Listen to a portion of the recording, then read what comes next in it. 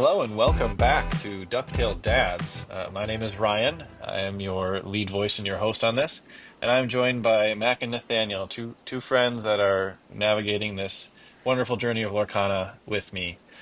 So we'll start off with Mack. What is new in your world? Yeah, new in my world, it's actually not Lorcana related. My wife and I took the giant leap of taking our 2.5-year-old to their first professional hockey game. So Oh, we had to we had to deal with all the parking chaos, getting through the kiosks, and then trying to entertain a toddler in their first professional hockey game. Overall, it went well. A little life hack for everyone: snacks do come in clutch. We got a bag of mini donuts right away, and I snuck in a couple of his favorite snacks through the gate. So that helped him sit still for a while, and long enough for us to enjoy the game for a little bit until we were ready to head out and head back for bedtime. But that was the fun and new and exciting thing for me this week. my big question for you off of that is, at what point did you leave the game? Did you make it through one period, two periods, two and a half? Yes. So we were originally thinking 2 periods. Our little one's bedtime is roughly around 8 o'clock, and actually the end of the second period was just past 8. So we were thinking, okay, he'll fall asleep in the car and should be an easier transition into bed when we get home. We've done that before. We were falling asleep in the car, and it's been relatively easy to get him into bed once we got home. Come to find out, a close couple friend of ours were also attending the game. Um, so instead of leaving right after the second period, we said hi during that intermission, and met up and chatted for a while, and then we actually left at the start of the third. So we left a little past 8:30, but he was still jazzed, still able to get down at a decent amount of time when we got home, and all was well. But overall, it was a fun experience. That sounds incredible. Well, congratulations on making it through the first professional hockey game. I hope there's many more to come. Many more to Yes, come. absolutely. Well, we're not quite at the Lorcana game yet, but at least we can. Professional sports are a way for him to keep his attention span long enough at this point. Yeah. All right, and then Nathaniel is our other host on this podcast. Nathaniel, what's new in your world? Man, I love that Mac kicked it off with that because this week I am solo parenting, and so that is the big thing for me as I navigate that with my three little ones. And we will be going to the Minnesota State High School League state tournament at XL later this week. I'm going to bring all Whoa. three of mine, and they have never been there, so I'll be definitely talking to Mac in the next 36 hours or so here as we plan that. So very excited to do that, and of course with it being set 7 release week, navigating how I join in on the fun and maybe not quite able to join LGS type events quite the way I would like to, with Dad Duty coming first. So um, super jazzed. This week's going to be really fun. I love spending time with my little guys. But yeah, big hockey week here. So we're super excited for that. How Big about you? hockey week. Big hockey week. New with me, I took my first PTO day that was just for me, alone at home, doing whatever I needed to do. And that's a different feeling. Really different. First time we're kind of doing this since becoming a dad, and so it's different, the level of productivity that I found myself in at times, and also the lack of productivity I found myself at other times in the day, thinking that I was going to be able to power through, but I just needed some time just to reset and recharge, and feeling good heading into this episode, heading into set 7 release week. So let's dive into that part of the Lorcana world. Set 7, Arcasia's Island, releases in pre-releases rather at local game stores nearest you on Friday, March 7th. So let's just start with what are you each looking forward to most? Is there a specific one single card you want to call out, or is there a deck combination or something like, or a deck color that you're interested in talking about first? Nathaniel, I'd be curious to see what you're at because I know you've been playing a lot of ink table and and trying out different things, probably more than I have at this point. So I'm curious to know what you found out. Yeah, the discovery of Inktable for me was is dangerous. I've spent many hours on there and I think for those who have never used that particular tool, Inktable, it's like an AI based format of the game. So an AI will control player two. You're player one. You can determine who you want to go first, and you can even tweak like what game style you want the AI to have, maybe more aggressive, etc. It's not perfect, but it is a great way for you to start learning certain types of things to plan for. So a great example, I think, for me when I first discovered Inktable that was exciting was um, green decks. They often run Ursula Deceiver, right? So if you have an inkable song in your hand early, maybe you want to ink that because it's probably going to get ripped from your hand if you're playing a green deck and they have Ursula Deceiver. So just that's one micro example, I think, um, of ways that Inktable can be helpful to understand the lines that certain types of decks will generally like to play, especially the more aggressive ones because it is a little bit, there isn't quite as many different routes they can take as some of the other slower, maybe more control-based decks would do. Um, but I'm getting way away from the question. I have been loving since set six, kind of about halfway through, or even two-thirds of the way through the set. I found purple steel and amethyst steel, if we're going to go with the official naming convention there. I have been loving it. It is super fun. I was just talking to Ryan about how it spoils you in so many ways for card draw. It really You are does. always having resources. You can dig and dig and dig for more in ways that could help you um, find some win conditions that were otherwise maybe not going to be possible unless you drew a million cards in that game. So that's one that I'm really excited for. There's a couple dual ink cards that are coming out for specifically purple steel or amethyst steel that I think are very interesting. One of them being the Cobra. I forget the exact name. I just call it Big Snake. Giant Cobra. Giant Cobra. But And it is a 3-drop 4/4 illusion card. And so it has an effect that says if this character is targeted by an opponent's action, banish them, which is kind of a funny way of wording that because it feels like you're banishing your opponent, but it's referring yeah. to the Cobra being banished. So, yeah, kind of a funny effect for these illusion cards coming out. But the other part of its effect is you can discard a card from your hand, gain 2 lore. So kind of like a goat in a way, where you can, if you have enough resources in hand, it's almost better for the immediate payoff. But it's only a 3-drop, so I think that's a cool card. Really overstated at 4/4, so I think that's one that I've had some fun testing. I've been inking it a lot though in games, but I have been playing against steel or like blue-green decks that are running like Heffalumps and Woozles and things like that. That kind of funky little actions. So maybe those illusions will kind of bring those to the forefront. I'm really interested to see how that meta shifts. Um, but that's one card I'm really excited for. The other one that I'm excited for, uh, I've been talking about kind of theory crafting this one with Ryan too, is the crown one. Ryan, the Restoring the crown. restoring the crown. So it's a 6-drop uninkable. Exert all of your opponent's characters.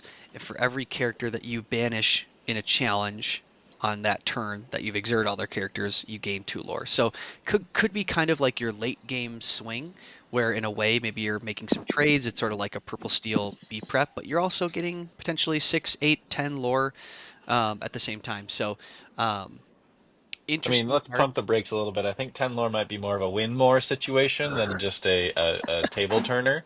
You might get 4 or 6 on a table turning move there. I don't know if you're going to be able to swing 10 on 10 lore off of one card. I'm Uh, assuming in that scenario that you have one, maybe even 2 Calhouns. So maybe sure. getting a little bit ahead of myself on that calculation. But Remember, um, this isn't ink table, yes, Nathaniel. This yeah, is not ink yeah. table. These guys always give me crap because I like just what was the phrase Connor used, like taking the piss or something hilarious about how like I would like not win the game against Ink Table and just keep tossing more and more characters to see how many I could get. I think I got like 32 characters on board one time. Just it was hilarious. I had to zoom way out so you could see them all.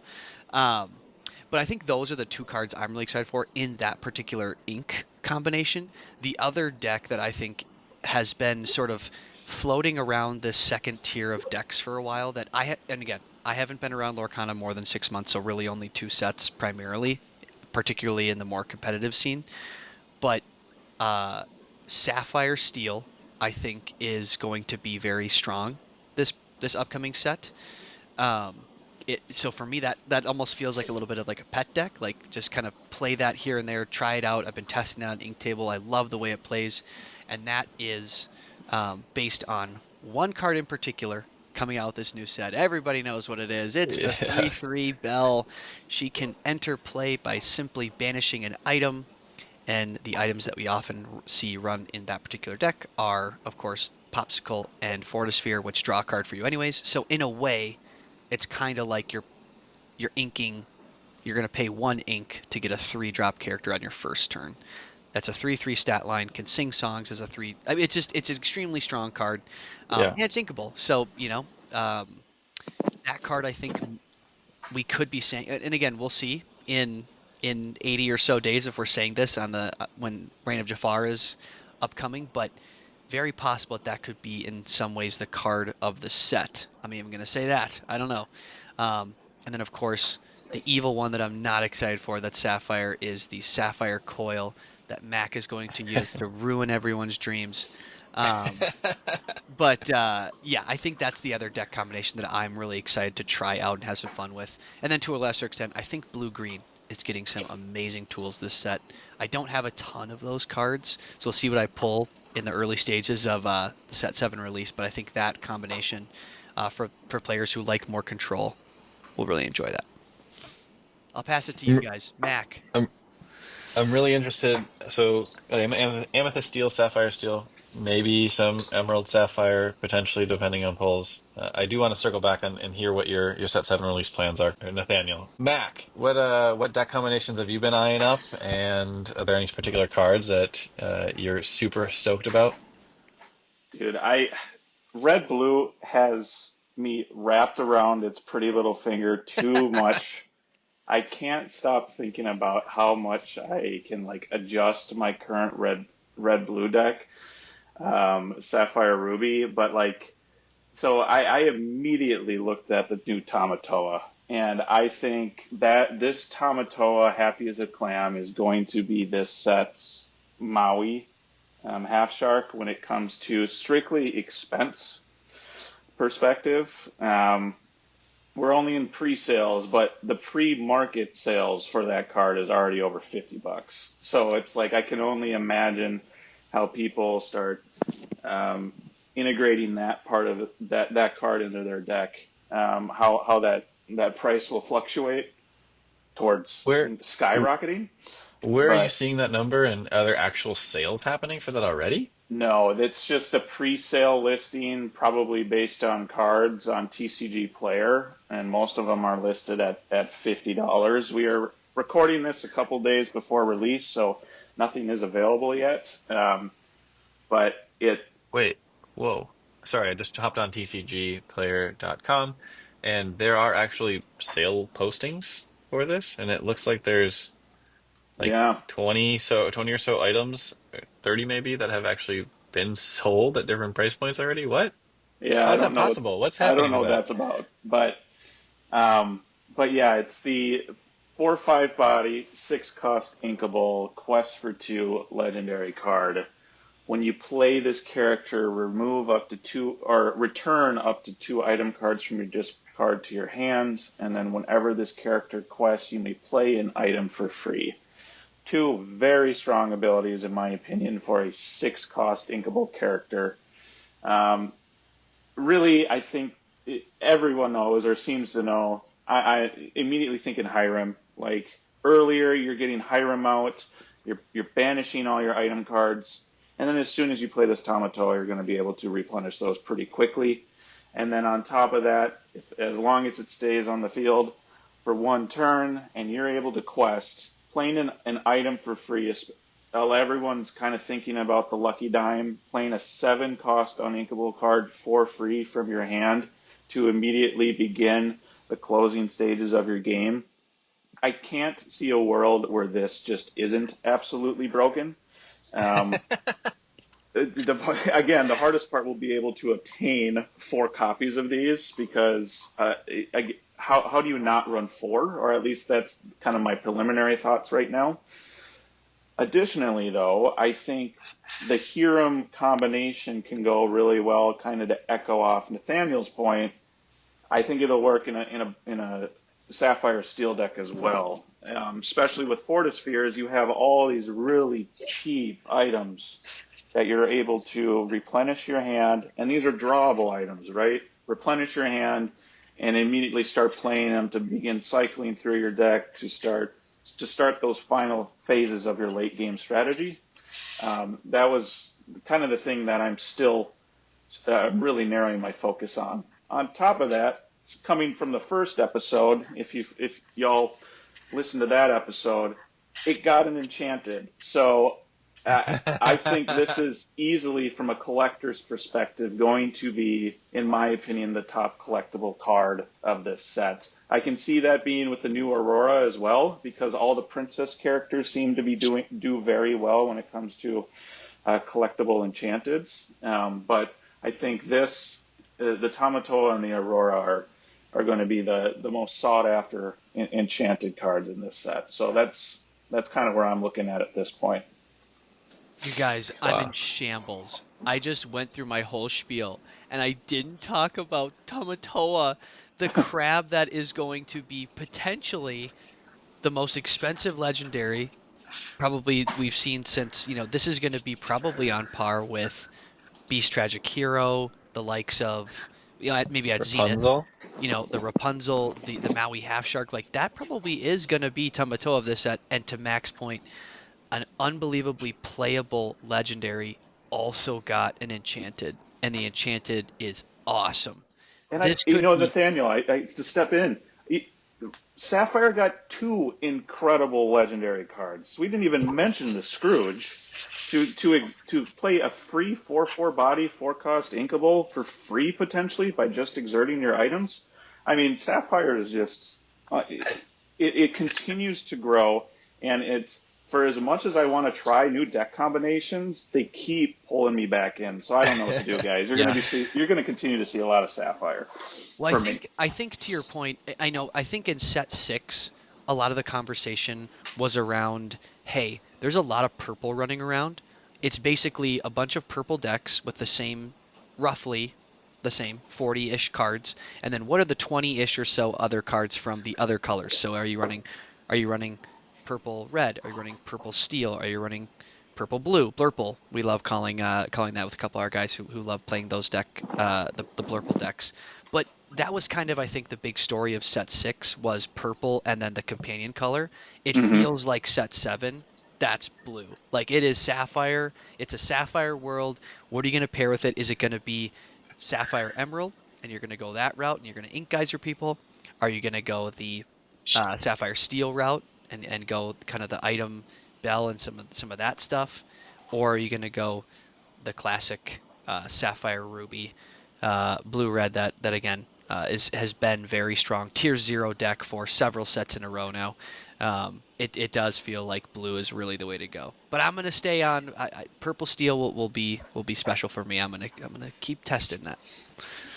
Yeah, it's hard to with that set 6 win there, Nathaniel. Can't walk away from it now. It got you a map. Oh man, I think you both brought up very very important points. I have also been drinking the Sapphire Kool-Aid. One might say I'm living in a blue world. Dabba dee dabba doo. How does that song go? Dabadai. There it is. So Kai, coming from Blurple, Amethyst Sapphire, which was a blast to learn and play as my first kind of, foray into the competitive or semi-competitive Lorcana world. Feeling like I had a relatively successful start and adventure with that through set 6. But now kind of shifting a little bit, Sapphire Steel has really caught my eye, caught my attention. More of the like low to the ground, not necessarily playing any Tamatoas or those big high, big meaty cards, but more of the low to the ground. I think Harlan Sweet popularized it, and he had some help in crafting it. the Kiwi Birds version, and kind of tweaking it to kind of mesh a couple of new cards in there, namely the 3 cost bell that Nathaniel astutely brought up previously. Um, but then also just kind of learning a new ink combination, learning a new ink color, if you will, with steel for me. That's going to be exciting, and that's kind of where my focus is just focusing on collecting those playable steel core cards, and then trying to grab a couple of the staples that fit around it as well, in the different ink combinations, and try to make sure that there's a flexible a number of cards going either direction.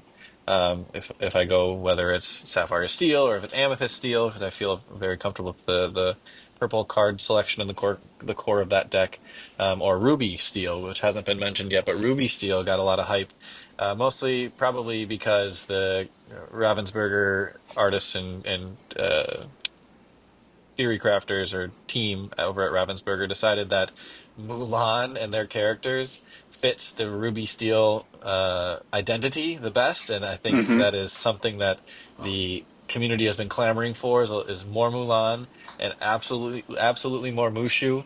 I am slightly disappointed that Mushu did not get an enchanted and is not the Same. promo, the set champs promo card. I think that would have been unreal to see that come through as first intro into Lorcana, with Mushu's first card, and then also making that an enchanted or some sort of promo card.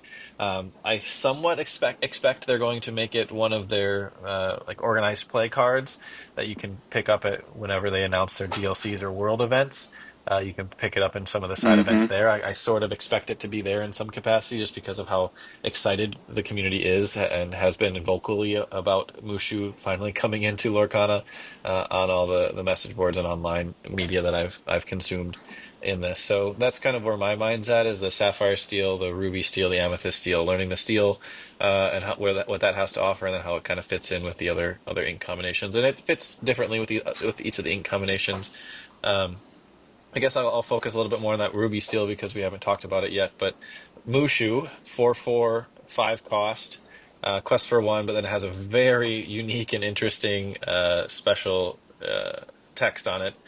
Whenever one of your characters challenges, they gain resist 2 during that challenge. So more than likely going to survive many of those challenges. In Ruby Steel, the first card that comes to mind with resist is Calhoun. So Calhoun with resist 3 running into anything.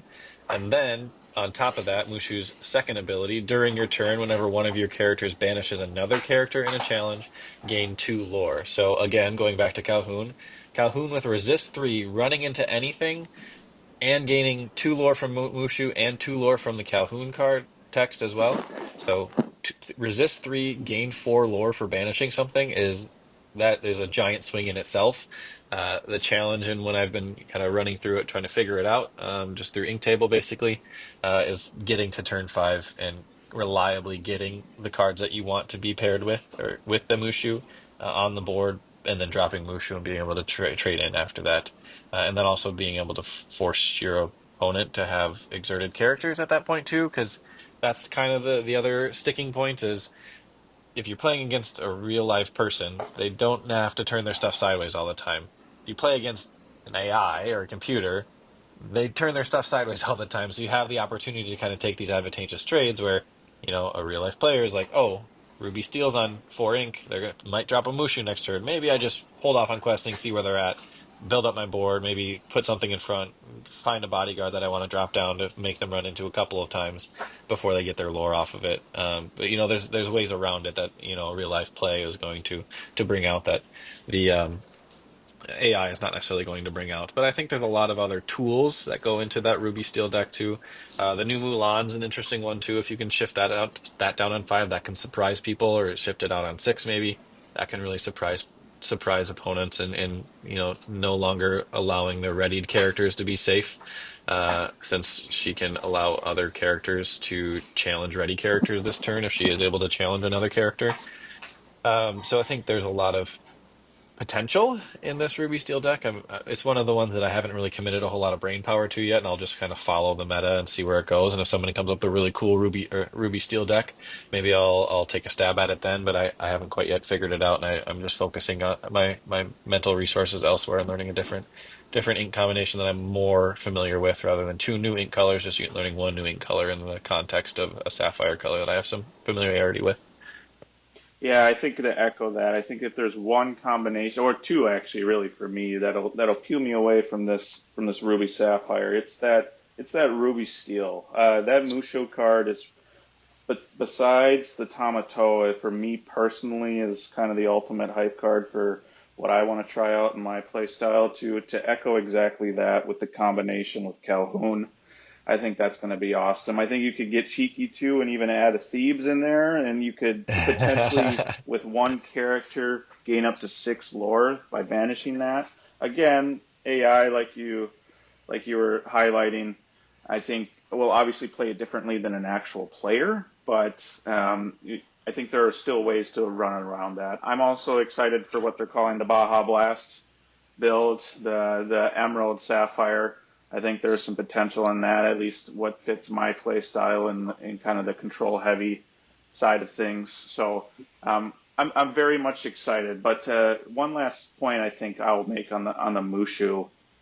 I'm very much what originally attracted me to this game, especially Sapphire and Ruby, was that growing up, or at least with now my watching with my son and watching movies with my wife as well. One of our favorites is Beauty and the Beast, and we liked Belle Strange but Special coming out of the first set, so that's why I kind of gravitated originally to the Sapphire, and then also Moana. So at the time it was Maui Hero to All, right? So that's where I kind of got into Ruby. Another one of my favorites personally is Mulan, and I've been up to this point really disappointed with a lot of the Mulan cards that have been released. So I think this Mushu card will at least get people that potentially have the same mindset as I do when it comes to following the movies, help them dive into a lot of the Mulan combinations, and we'll see where that goes. So that's something I'm really excited about when it comes to that Mushu card. I give Ravensburger credit. They made everybody wait till set 7 for a Mushu card. It is very good. I anticipate Yeah. because it's a rare, but I anticipate this probably being probably somewhat similar to like what we saw with Genie in set 6, Yes. in terms of very desirable card, and absolutely allows Ruby Steel to go in the way that you probably want it to. And challenging ready characters, really interesting dynamic that we haven't really seen be Mm-hmm. viable for a long time. So being able to pair that mechanic with Mushu, where you're challenging readied stuff that people could leave a Prince John upright forever or a Muses upright forever, right? These things that can kind of have their effect triggered by other things, um, are maybe now no longer safe in uh, you know a tournament of 20, 24, 32 people, where several could be running decks that now can challenge ready characters. I'm curious to know from you guys though, is there anything that you think is overhyped? You think a little overrated based on your initial assessment about what's going on? I think I think Ruby Steel. I hate saying this on the heels of Ryan saying he's pumped for it, because I do think it is really exciting, and it's more viable now than it has maybe been in maybe ever. But yeah, I think the one thing that has probably held this back, that probably many people could agree with, is it does struggle for card draw. And I'm saying Yeah. this as somebody who's been now very used to playing Amethyst builds, so of course I'm biased. But um, it does tend to struggle with card draw. There's just not a lot of natural card draw in those two particular ink types, and so I think once somebody figures out a way to reliably do that, and of course, whole new world that's on the table, wheeling can be an option for you. Um, but I think a way that kind of gets maybe some more incremental card draw throughout the game, that isn't just I'm gonna sing Storm Rage on and get a card draw out of dealing 2 damage. because you're still just replacing, right? You're using something to replace it for one, so you're doing something with it, but you're kind of evening that number. You're not kind of going into the plus territory that Sure. you might see with some other ink combinations like the greens and the purples of the world. Um, I think once somebody cracks that, Ruby Steel could really be scary. Right. I'm personally overhyped. I think Ink Geyser will be is a little overrated. Everyone I think initially cycled to that. Wow, you're eliminating someone's entire inkwell.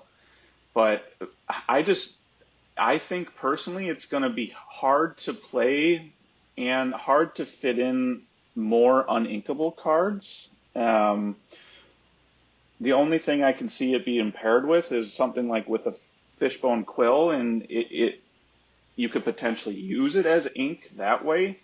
I say that it sounds a little counterintuitive, but you need to with any blue style deck, you need to be able to build your inkwell. Um, and with Ink Geyser, I think there are so many other mid game cards, the 3, the 4, the 5 cost cards that I personally think would be more important to play at that time. That just ink guy, as well as your opponent, right? By that point, they generally speaking, they have almost everything that they need in theory out on the field. So it's hard for me to see a way where this this card will truly become viable. But I will eat my words should it show up and slap me in the face the first time I see it played. So I don't know. I'm interested to see how that plays once it's officially released here. Yeah, I think Mac, I'm glad you brought that card up because it has gotten a tremendous amount of hype with just such a new dynamic with interacting with your and your opponent's inkwells and resetting them down to three. Um, I think one thing that card makes it feels like it has a high sort of like barrier to entry in terms of like ability, like when do you actually do it, right? And then High how do skill you cap. organize it, right? Like the timing is going to be so critical. It kind of reminds me of a more advanced version of like when people would run like discard decks and they just like sing a sudden chill when their opponent has like 5 cards in hand, right? Like that doesn't really hurt you that much in that in those cases, right? And those like I think they would say like if you're running like a discard deck, right? Like it's making somebody discard one of their last 2 cards or 3 cards in hand, or their last card in hand that they've been saving for some big swing, right? Like that is usually far more impactful than when they have like a full grip. Ink Geyser, I think, is going to be like a more advanced version of that. It's when do you set that off in a way that really sets your opponent back considerably, and and you have enough of a board state where you can quickly like it's kind of like in a way like the inkwell version of like whole new world, like you get to decide when the wheel happens and that's kind of the power of the card. I feel like that's where like in the right player's hand it could be devastating, and I did actually get to watch a video of a very talented player, which I we haven't mentioned him much, but he is local to us, of course, Mr. Scott Markson, the second place at Nationals. I did get to watch uh, a scrimmage of his running, just with a proxy of that particular card, and it was devastating. Like in the right hands, Mm. that card can I think be, especially in longer games where maybe two players are really they're filling their hands, they're building up big wide ink wells, right? Like then I think that's where it's like, oh, this could swing a game completely one direction. But it is, I think, going to be a high cost of entry in terms of like using it correctly. And in aggro matchups, it's probably a dead card in your hand. Yeah. That's fair. I think is you're almost then setting yourself back further by not maintaining your ink well Yep. when the aggro deck is on like 4 or 5 or 6 ink maybe, and you're like, oh cool, well Yeah, like 6 I'll at just play my most. 4 5 6 again. Yeah, that's fine. Yep. Um, I agree wholeheartedly with the fact with Nathaniel's point that this feels like a high skill level card. Like I put my mind to a little bit. I do not know the game well enough at all to try to implement this, and that's kind of one of the things. One of the other decks is the Emerald Sapphire deck that I'll be kind of keeping tabs on and an eye on just to see where it goes. And if somebody figures out and has a good list, then I might, steal that list and play with it for a little bit. But I have not yet come to figure out how to make that work. That also has a lot of really interesting Floodborne options for shifting characters in the Mm. Emerald Sapphire. I feel like we could talk for 2 hours on potential new decks and new lists and that kind of thing. Um, I did hear but yeah, something really interesting about that too, Ryan. That particular ink combination, yeah, where like that got a lot of help in set seven, and a deck that it would interrupt considerably that really got probably made worse. And people have said this for several sets, and it still rears its head. But Ruby Amethyst, some of their like specialist cards just really weren't. They don't seem very good in set seven upon first glance. That is a deck where I heard this described. I think it's perfect. Like that's a deck that's like ink a card, play a card, ink a card, play a card. And so when you're hitting like 6, 7 ink, and if you get ink geysered, that's really hard to come back from in specifically Ruby Amethyst because of the way that you're structuring what stuff you're inking and when you're playing. I think it really interrupts that play line a lot. And in a deck that seems to have already kind of not gotten a whole lot of love this set, I think maybe we see a major downturn in the Ruby Amethyst numbers. it's quite possible. It has not gotten the hype that some other deck combinations have gotten in terms of card release info and hype around them. Until Ed Chu brings it and wins nationals with it. Right, right. Worlds. Or yeah, Good Worlds. Yeah. old trusty Yep. Ruby Amethyst. All right. Any other cards that y'all want to bring up or talk about? We've had a chance to kind of scroll through the list and hear other arguments. Yeah, I don't know. I'm really interested. Obviously, the other big thing with this set is the dueling cards and how those come Hmm. into play, and truly how many are going to be a part of the deck. Obviously, it limits you to what inks you are playing, right? So I think adjusting to that meta shift, we'll definitely see some growing pains in the first couple weeks, and how people utilize those dual ink cards. I'm interested to see how that comes about. That's probably my last really big point that I've seen come out of at least the set seven pre-release sort of talk. Yeah, I think on the note of the dueling cards, I think it's really cool to have some of these, and it does. Um, you can kind of see how certain cards really embody that ink combination. I think some of the blue-green ones in particular definitely have that sense of like these have elements of blue and green um, card cards in the way that these are being played. I was a little bit surprised that it didn't seem like there were any like crazy like dueling cards where it's like, hey, they're going to use this card to just prop up, an ink combination that otherwise had not seen a lot of play, right? Like they released like a Ruby Amber card that you know gives that the thing that holds that deck, ink combination back. Um, it felt like some of the most powerful cards in this set were actually just singular cards, and oftentimes they were Sapphire. But um, but like it felt like maybe the best like that those like tier one best cards from this set would be Duel Link because that's kind of the big thing that they're introducing is dueling cards. But I think there's just some that do very specific things and some potentially really powerful things. But many of the best cards are actually still just mono ink cards. Very interesting point. One thing I do want to include in this session, last topic, rather than having this balance, because it is set seven release week, and anytime there's a new thing coming out, my eyes get really bright and wide, and I can't really focus on much else anyway. So, set seven, enchanted. Which enchanteds, we alluded to some of them, or Mac alluded to some of them earlier. What enchanteds do you think look the best? Which enchanteds do you think look the worst? And then if you wanted to, maybe uh, surmise which ones may be most affordable, most expensive for collectors, those type of cards too.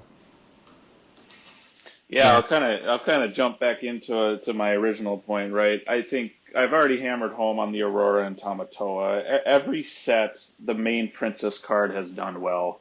going back from Belle, Strange but Special, obviously the Elsa, then you went into Snow White, the most recent set with Tiana. All the princesses seem to do well from a collector's perspective. And then you see the other Enchanted that seems to be the more meta-related one, and I think in this one it's going to be Tamatoa. Um, Absolutely. I think one thing that I've actually been critical of Ravensburger is the selection of their Enchanted with previous sets. I just think there's from more like a thinking from the outside looking in from a business perspective. I would think you would want to have a lot of your Enchanteds to be some of the more popular cards in the set. These, I mean, I would imagine, again, we don't have any ins to what Ravensburger is thinking, right? But there's a lot of playtesting going on during the development of these cards. So they would have an idea of what cards are strong and what they would feel like people would be grasping from a competitive perspective. And a lot of the competitive cards with Enchanteds, those Enchanteds tend to be the most valuable. So I'm glad with the Tamatoa. I think the Steel Mickey Mouse Inspirational Warrior could have some play in this set. I believe that one got in Enchanted. Um, Yeah. I Okay.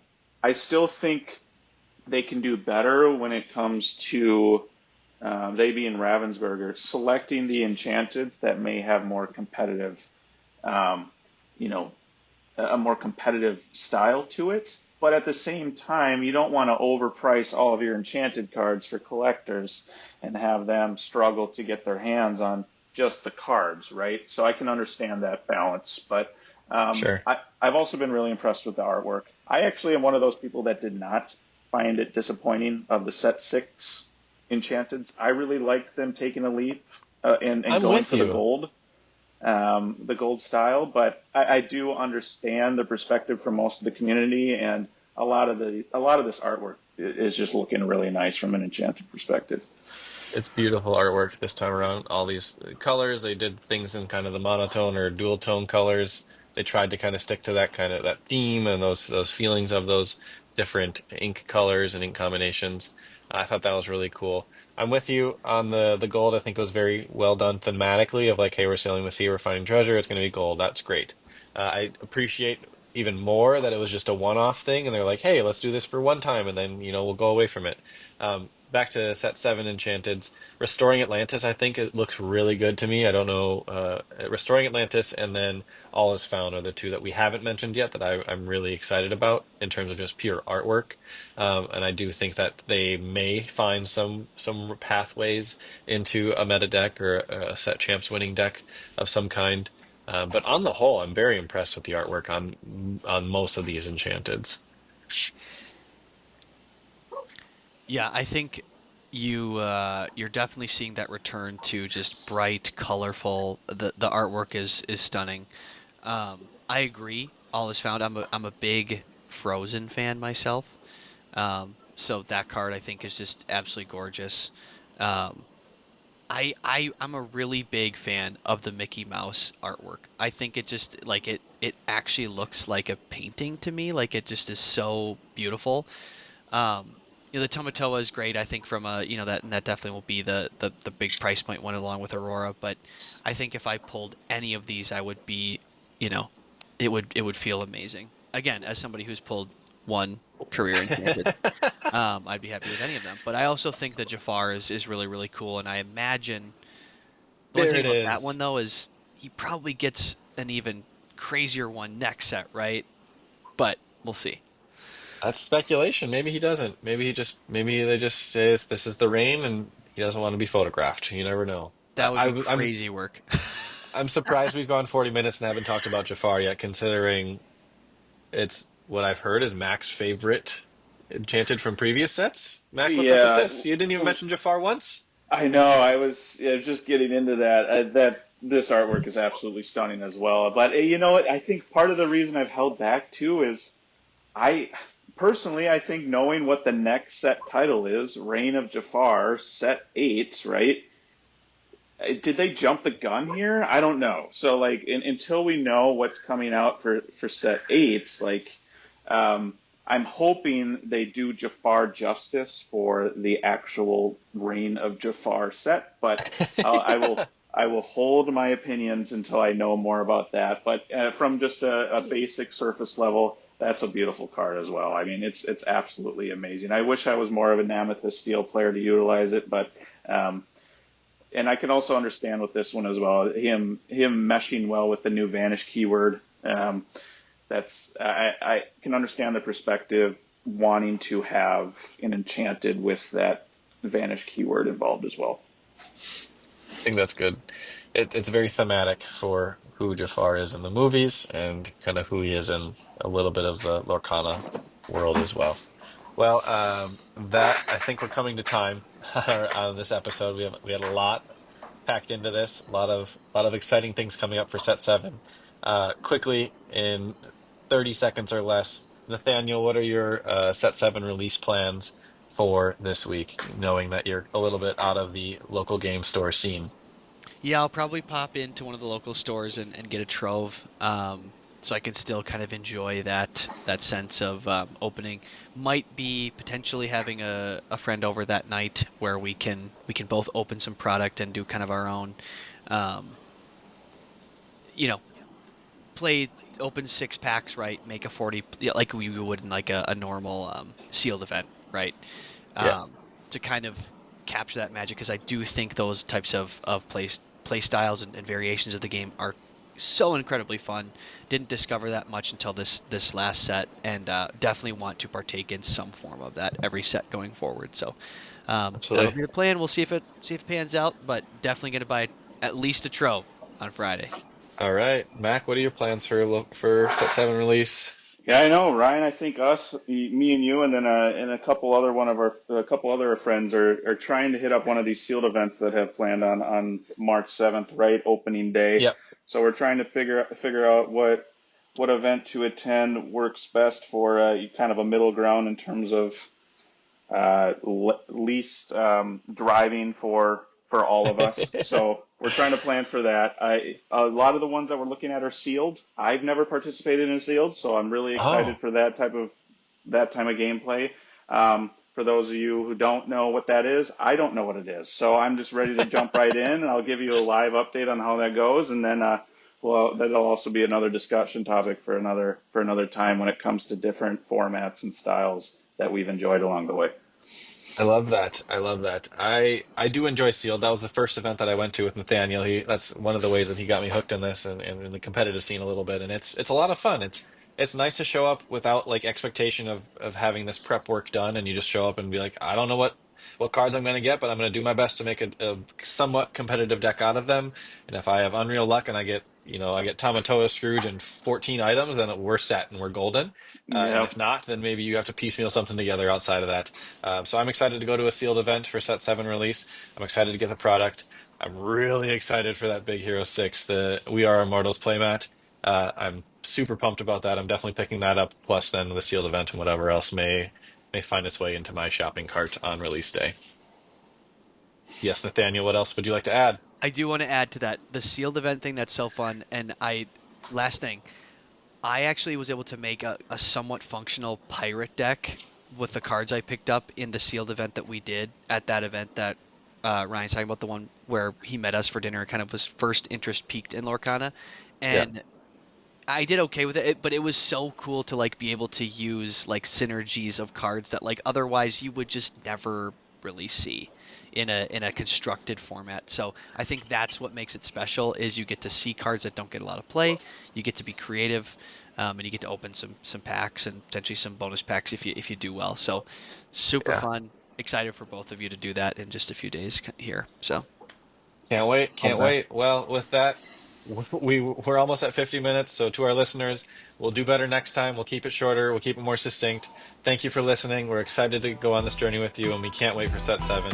Hope you all enjoy it as well. Have a good night.